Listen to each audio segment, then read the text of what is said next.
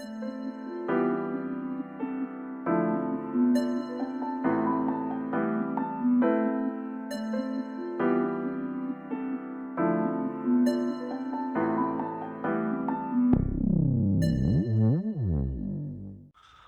welcome back to the Ranger 363V project. So excited to be here this morning. So, I guess this video is going to be called Intervention. It's not the video you were supposed to see. And the reason for that is because we had some opportunities. And Michael and I talked and we decided that you need to show the good, the bad, and the ugly on these, or it gives a false sense that everything always goes as planned. So Michael did a complete walk around video, very good, really liked it, but we was doing some last minute dial-ins and we ran into some trouble. So we decided to put that off a week and show you what's gone on and kind of update you, and then that way projects don't always go as planned. So we had to take this thing back off and reroute. There's an awful lot of wires in here. We had to reroute them and make sure that this was clear, because when we were putting it in gear and the throttle linkage and everything just didn't seem right. I think it was a combination of several things. So it's very, very tight in there. If you ever, I don't know if other ones are the same. There's an awful lot of connections in there that I don't think should be in there. Should be a pigtail out with a connector, but anyway. But we double checked this out, got that working nice. Rechecked the cables that go back to the motor. Okay. So we checked top dead center on cylinder number 1, and we checked the timing marker. Both were good, and we did check the timing. The timing appears to be good. We've not checked obviously full out, but we'll do that when we get out on the water. The next thing we did was, right there. Next thing we did was set the idle and full throttle. Or should I say we checked them. So our full throttle was about 95%. It wasn't open all the way. So we adjusted that. Then we adjusted the idle. And that really all boils down to this little line here and this little wheel here. It is important that this little wheel be round, that it not have a flat spot or anything on it. And make sure it should line up with this line about right in the middle. Ours, you know, we played around with it a little bit and finally got to where it settled down. This screw here plays a big pivotal part in that, and it's backwards. So this way loosens it up, this way tightens it up, or whatever way around. It's the opposite way, which kind of messed me up originally. But after I figured that out, then you set the idle itself with this screw. We're about, according to the tack, we're about 100 higher than it should be, but it's where the motor wants to run. So, you know, I'm fairly confident with it. It says 675 in the book. We're probably closer to like 900, but it sounds great there. It's not. It doesn't sound like it's straining or having a problem. When we backed it down to 675, it was just didn't sound right. It sounded like it was really struggling. We did adjust these cables. These cables are going to need a little bit more adjustment. These cables are going to need a little bit more adjustment, but we're very, very close on all of this. Feel very confident. That's when the other problems kind of crept in, because when we was testing this, obviously you test it at idle and then you give it throttle. And when we was giving it, started to give it some throttle towards the low RPM range, we had a rattle back here. And we're thinking, uh-oh, what's that all about?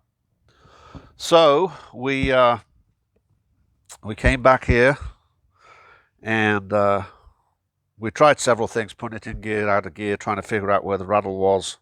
And then we got worried and we pulled the prop off and we set up this, set up an indicator, and we checked the run out on this shaft right here. And it was very good. I mean, for the setup and everything we had, I think the number is 2,000, 2,500. We were a little over 3. So, you know, based on the setup we had, I'm feeling extremely confident that we don't have a problem there.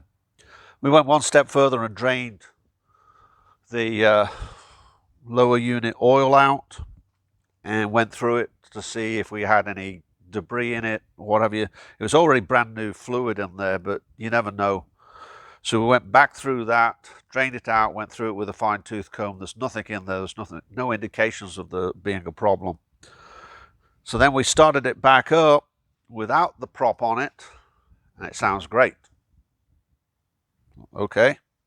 So after we filled it back up, by the way. We put the prop back on, and it sounded bad. So after some investigation, it appears that our prop is damaged or out of balance. Obviously, we don't know the history on the prop, but if you give it close investigation, it's had some knocks, and so we're getting that rebuilt right now. Kind of coming around this side of the boat. This is going to go. This is just, I don't like it. Nothing against, it's just not good stuff. So we're going to place this regular rubber hose because we're pulling air in somewhere down here, and I'm not happy about it. So we're going to place this with rubber hose. That's going to be my project today.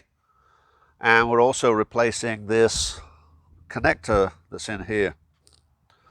It's damaged or it's wore out. One of the two. At this stage of the game, for $14, $15, we figure what the heck, we'll go ahead and replace it. And then it'll be one less thing to worry about.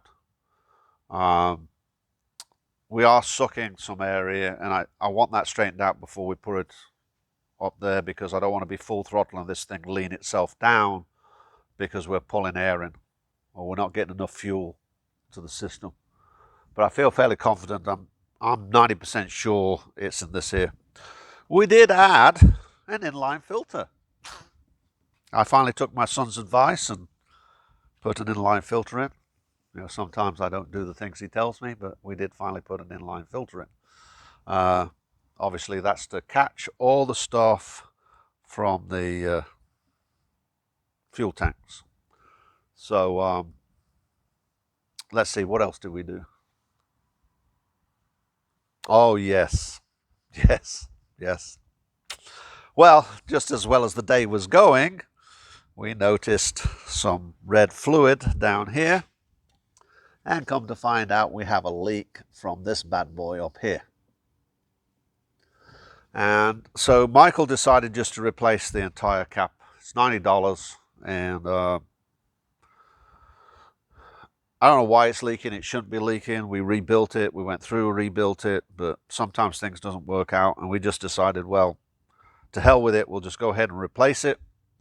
Yesterday, it kind of got to the point where it's like, you know, what else? But that's the right decision. You know, we're at the point where obviously next week we want the video to be kind of the walkthrough, and the following week we want to be in the water and doing sea trials, making sure that we have this bad boy tuned up. So that's kind of the update. It's not obviously not the video that you were supposed to see, but I feel that it's important to show people that this is the stuff that goes on and this is the stuff you have to tackle, and you've got to be upfront and honest with everybody.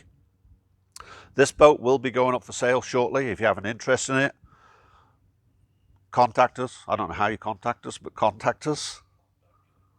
Mealeymarine.com, or leave a message down here and we'll contact you back. Obviously, we've got a couple more weeks on it. Those people that have already expressed an interest in the boat, we will be contacting you, kind of giving you an update of where we're at on it. But if you have an interest or know anybody that has an interest in buying it, please pass along. We're ready to get started on the next project. In fact, we're going to be making some decisions on that here in the next hour or so. We're waiting for some information back from a seller. So if you have an interest, we would like to, the reason why we have to sell it We don't really want to sell it, to be honest with everybody, but we have to sell it to get the money to do the next project. And that's the way it boils down. Everybody says, well, we have a lot invested in this and we'll never get it back out. But I'm really looking forward to the next project because we've learned a lot from this, and that's what we have to do. So if you know somebody, please head them in our direction. Don't forget to like, subscribe, and share. It does help out. And comment, thumbs up, thumbs down. It makes a difference. It is what it is. If you're happy, fine. If you're not happy, tell us. Hey, that's how you improve is through that. So you'll have a great day, and we'll see you shortly.